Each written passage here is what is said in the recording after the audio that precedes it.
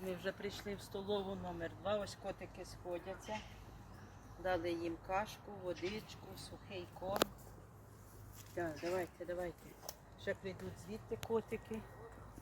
Котики, вони тут гуляють по цьому дереву, їм тут по цій вербі зручно. Тут вони тікають від собаки сюди постійно, кобиляка. Болота вже тут немає, тут вже сухо і затишно, сонце не припікає, холодочок, а ми йдемо далі, бо далі котики чекають, ці вже вечеряють. Ще звідти прийдуть, там є ще 2-3 котики звідти.